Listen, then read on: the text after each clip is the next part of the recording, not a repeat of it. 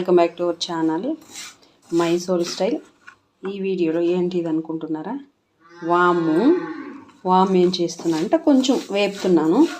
కొంచెం లైట్గా, ఎక్కువ కాదు, కొంచెం మీడియంగా గోల్డెన్ కలర్ వచ్చేదాకా వేపుతున్నాను నేను. దీన్ని వేపుకొని ఈ సైడ్ ఒక పక్కకి ప్లేట్లోకి తీసేసుకొని చల్లారబెట్టుకొని బాగా నైస్గా అయితే పౌడర్ చేసుకోవాలి. దీన్ని ఎందుకనేది చెప్తాను.